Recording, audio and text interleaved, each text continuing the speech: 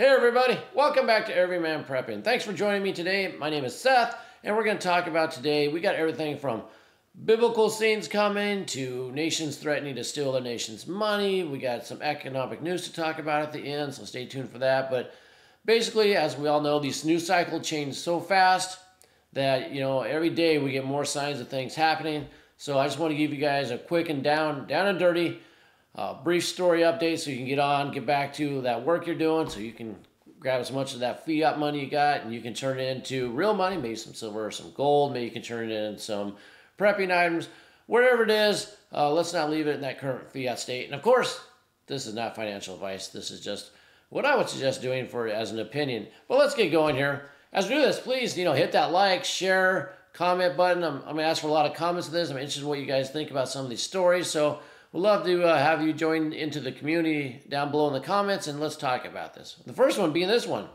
So, those that know the Bible or into it, into the rapture, into that end of the world, always talk about the 4 horsemen. Well, we had, 4 horses running wild through London yesterday. In fact, we see here 2 of the military horses that broke 3 are in serious condition. You can see, it's the white one here. It's bloodied up here. If we play this, you can, see him running down the streets of London. Now, people are saying, oh, that's just 2, but no, then it came out here that says these animals, the 2 up in the picture, belong to a group of 4 horses that broke free during routine exercises Wednesday when they were spooked by construction or something like that. So, are these the 4 horses of the apocalypse coming? If you're into that, write in the comments below what you think. And while you're thinking about that, check this one out. We got horses running wild in Texas. Horses spotted galloping down I-35 outside of Dallas this morning. So, we have more horses. What are the horses trying to tell us? I put that post out on X yesterday. Are horses trying to tell us something? I don't know. I know they break free every now and then. I'm not one for believing in coincidences. I think things happen for a reason. So we have horses running wild. Not sure what that means, but let's move on. This came out today. Russia earlier today vetoed a UN resolution which would have basically seek to prevent a nuclear arms race in outer space. Resolution calling for all countries to not develop and or deploy nuclear warheads or other weapons of mass destruction into space. Russia vetoed it, probably because them and China already have these in space. Wouldn't be surprised the United States does also, but right now Russia and China, they're not signing any treaties with the United States or the West for anything. They're probably thinking, hey, we need these weapons because we're going to use them against you, we're going to EMP you, we're going to defend ourselves. So open season for space nukes and all that great stuff. That's something we have to look forward to. Going on from that, we know that $61 billion, just going to get sent. Stuff's already, in my opinion, and it's coming out true, is they've already preloaded a ton of stuff in Poland and Germany, pre-stocked it, moved it there. So they knew that $61 billion was going to get approved. It was a done deal, so now they're announcing it's coming within weeks. It's there, it's ready to go, and let's start blowing up stuff in Russia.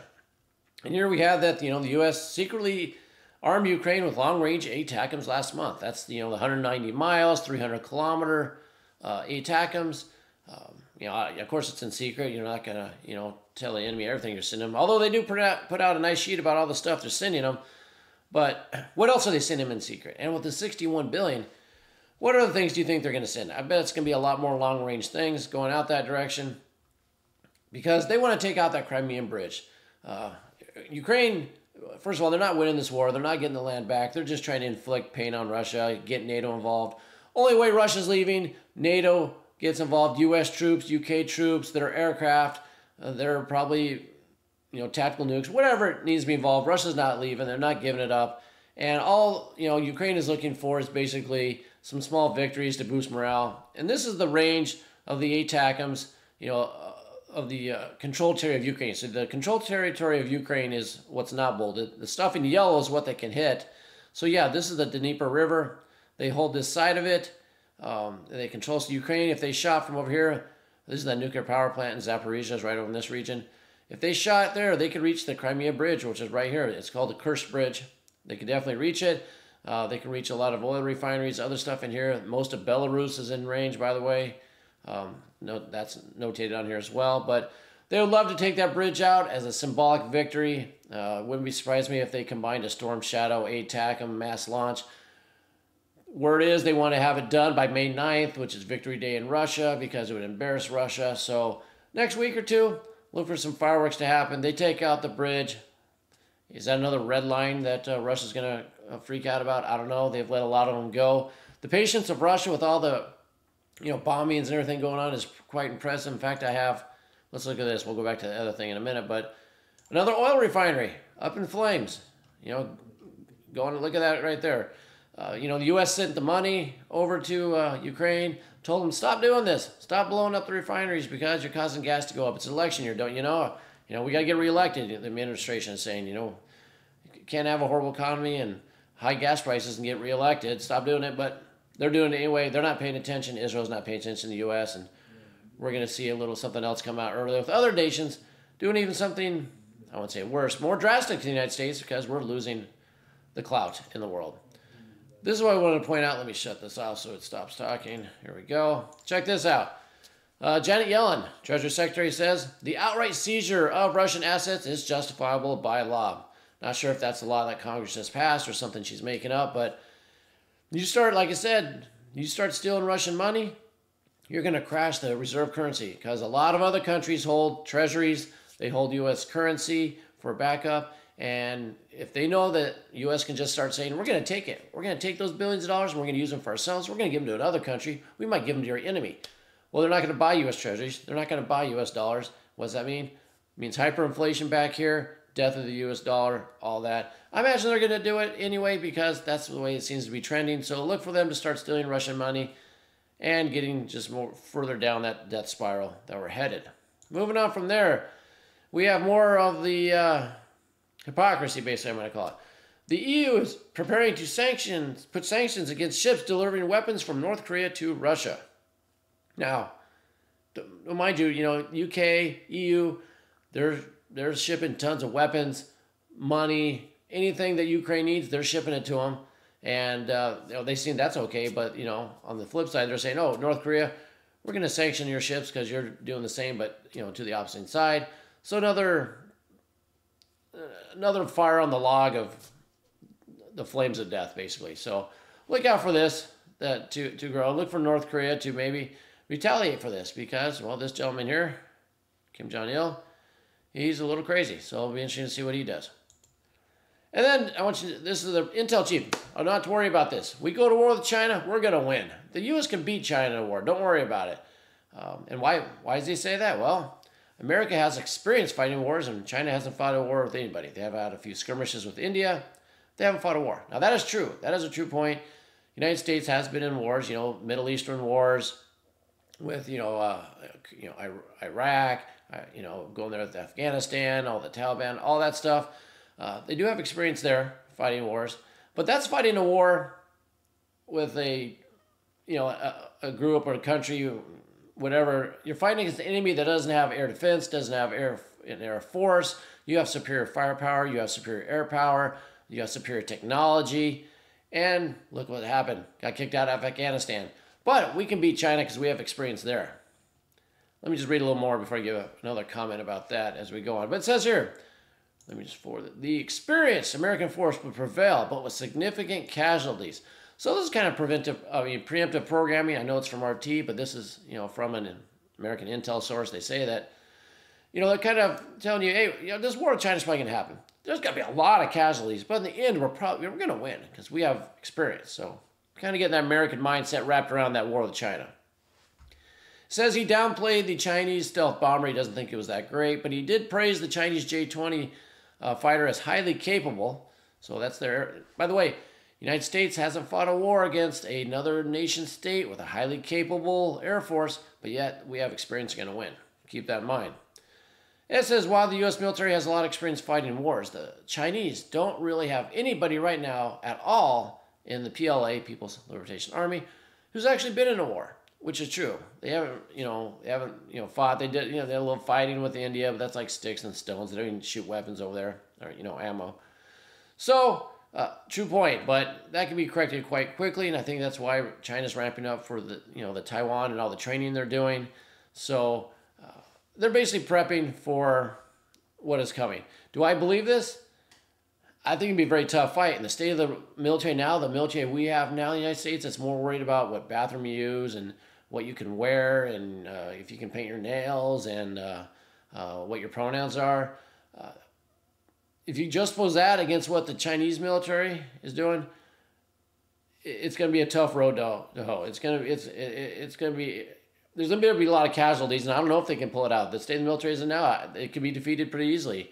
We've never gone up with the force that has the numbers that China has, and the technology, and probably the will. So I'd be concerned about this because they're prepping you for it to happen. And then lastly, not lastly, we got to get to the economic news. Second to last here. 2 countries in Africa are booting the United States out. So Niger is kicking the United States out. The U.S. is playing it off like, well, we're going to have a meeting of mutual respect. We're going to talk about a time frame, what's best. Basically, Niger told the United States, you need a GTFO because we don't want you. We want Russia, China, and the BRICS. Now we have Chad doing the same thing. And it says here, the U.S. is losing ground faster in Africa than in the Middle East. Yeah, African countries, they're all going to side with BRICS soon. In my opinion, you might have 1 or 2, maybe you have 1 or 2 holdouts, close allies. I don't even know if that'll happen, but you already had Egypt and I think Ethiopia switch to BRICS. You're going to have more countries go to BRICS. They're going to side with China and Russia. I think you're going to see a lot of South America also follow along with BRICS. And that's where the dividing line is going to be. A lot of people say, oh, China's not going to go to war with the United States. We buy everything from them. They'll kill their economy. You know what? They're just going to open up their economy to South America, to Africa, to the Middle East. China's going to be fine. That's just something, they're gaslighting people on. But United States getting kicked out of countries. More countries will probably do this. That'd be great. We should worry about taking care of ourselves. Pull all our troops, our men, our women out of those foreign countries, those bases. Get them all back here. We don't need that anymore. Let's stop trying to police the entire world and let's pull back. That's my opinion. I'd like to know what you think down below. And finally, I know we're dragging on here. What do we have, about 10 minutes or so? Stagflation is hit. This is the economic news for the day. Election year. And interest rates are high and, they're staying high. And Biden really wants cuts. He said there's cuts coming. He's going to make those cuts happen because, well, you need the banks happy. You need the stock market happy. You need, the retail sector happy so you get reelected. People need to be happy. They need to be confident. So you got to lower interest rates. Well, the only way you can do that is if you crash the economy, whether you use actual numbers or you make up numbers. But I'm going to let you decide that. Well, let's read this article, what this guy thinks here. If Biden admin was to have any hopes of the Fed cutting rates and monetary easing ahead of the election, the tires would need to start falling off the U.S. economy right about now. And what do you have? You have the U.S. GDP unexpectedly collapsing to just 1.6%. People thought it was going to be 2.5%. Here's the, from back in December 2020, you can see the GDP numbers.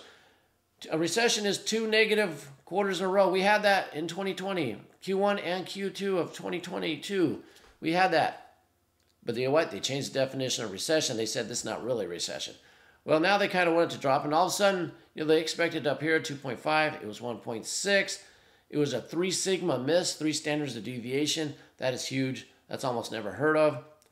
Not saying, the numbers were cooked or so, to make it look lower, but sure would be convenient if they dropped that GDP and it looked really bad, and that way, we